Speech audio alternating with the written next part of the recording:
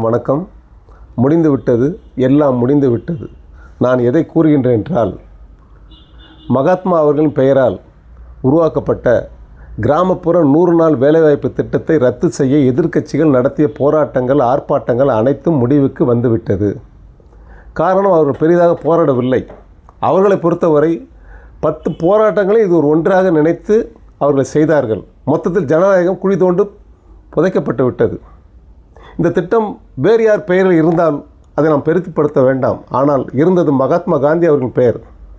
ரூபாய் நோட்டு, அனைத்து நோட்டிலும் மகாத்மா காந்தியின் பெயர் உள்ளபோது, அப்பேற்பட்ட ஒரு பெருந்தலைவரை உலகத்தின் மிகச்சிறந்த மனிதர்களில் 100 மனிதர்கள் ஒரு மனிதராக தேர்ந்தெடுக்கப்பட்ட நம் மாபெரும் மகாத்மாவான காந்தியை, அவர் பெயரால் நிறுவப்பட்ட அந்த திட்டத்தை ரத்து செய்து, அதற்கு பதிலாக யாரோ அயோத்தி ராமர் பெயரால் அந்த திட்டத்தை வேறு ஒரு பெயரில் கொண்டு வந்திருக்கிறார்கள். அவர்கள் கூறுகிறார், இதற்கு காரணம் கிராமத்தில் முன்பு 100 நாள் இருந்தது, இனிமேல் 125 நாட்கள் இருக்கும். புதிய வேலைவாய்ப்பு திட்டத்தில் 125 நாட்கள் வேலையை தருவோம் என்று கூறுகிறார்கள். எத்தனை மோசடி பாருங்கள்! இந்த 125 நாட்கள் வேலை திட்டம் என்பது மகா மோசடியாகும். விதைப்பு காலத்திலும் அறுப்பு காலத்திலும் இந்த திட்டம் செயல்படாது. அந்த நேரத்தில் இவர்கள் நிலச்சுவாந்தர்களிடம் பண்ணை அடிமைகளாக இருந்து பணிபுரிவார்கள். இதனால் என்ன நடக்கும் என்றால், மக்கள் மேலும் மேலும் வறுமையில் உழல இந்த திட்டம் நிச்சயமாக செயல்படுத்தப்படும். மற்றொன்று, இந்த திட்டம் நிச்சயமாக தோல்வி அடையும் என்று கூறுவதற்கு ஒரு காரணம் என்னவென்றால், முன்பு இந்த திட்டம் முழுக்க முழுக்க ஒன்றிய அரசின் செயல்பாட்டில் இருந்தது. இப்போது அப்படி அல்ல. 40% மாநில அரசிற்கும் 60% மத்திய அரசிற்கும் உட்பட்டது இந்த திட்டம் என்று கூறப்படுகிறது. ஒன்றை நினைவில் கொள்ளுங்கள், எல்லா மாநில அரசுகளும் தற்போது நிதிச்சுமையில் தள்ளாடி கொண்டிருக்கிறது. பாஜக ஆளுகின்ற அரசு வேண்டுமானால் சற்று செழிப்பாக இருக்கலாம். அவர்கள் இந்த திட்டத்தை அவர்களுக்கு ஏற்றாற்போல் வடிவமைத்துக் கொள்வார்கள். ஆனால் எதிர்க்கட்சிக்கு ஆளுகின்ற அரசாங்கங்கள் சில மாதங்களுக்கு இந்த திட்டத்தில் நிதி ஒதுக்கவில்லை. அதையே காரணம் காட்டி இந்த திட்டத்தை அந்த மாநிலத்தில் ரத்து செய்துவிட மொத்தத்தில் அங்கே இருக்கிற விவசாயிகள் ஐயோ பாவமாகி விடுவார்கள். இந்த திட்டம் ரத்து செய்வதற்கு 2 காரணங்கள்.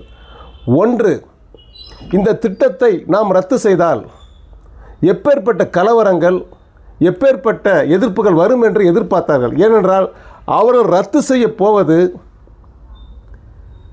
அண்ணல் அம்பேத்கர் இயற்றிய அரசியல் சாசன சட்டத்தை ரத்து செய்ய போகிறார்கள். வர்ணாசிரமத்தை கொண்டு வரப்போகிறார்கள். இது முழுக்க முழுக்க உண்மையாகும்.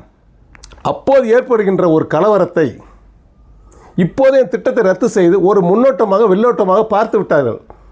இந்த போராட்டம் முழுக்க முழுக்க பிசுபிசுத்து விட்டது. இது அவர்களுக்கு முழுக்க முழுக்க சாதகமாகிவிட்டது. மக்களே, நாங்கள் இந்த பதிவில் என்ன கூறுகிறோம் என்றால், நம்முடைய நலத்துக்காக நம்முடைய அரும்பாடுபட்ட தலைவர்கள் சிந்தித்து செயல்பட்டு அதனை உருவாக்கி வடிவமைத்து திரு அண்ணல் அம்பேத்கர் நமக்கு அளித்திருக்கிறார்கள். அதனை நாம் மறந்தால் இன்னும் மோசமாக இந்த நாடு எந்த அளவுக்கு கீழ்த்தரமாக போகும் என்றால், சராசரி மனிதனாக நாம் வாழ முடியாது. நாம் வாய் பேசுகின்ற விலங்குகளாக இருப்போம். விலங்குகளைப் போன்று கண்டதை சாப்பிட்டு நித்திரை வரும்போது தூங்கி எழுந்து மரணிப்போமே தவிர மனிதனாக நாம் வாழவே முடியாது. அது போன்ற சூழல்கள் வருவதற்கு முன் நாம் சுதாரித்து கொண்டு இதற்காக மக்கள் அனைவரும் வீதியில் இறங்கி போராடி நம்முடைய சுதந்திரத்தை நாம் காப்போமாக என்று கூறிக்கொள்கின்றோம்.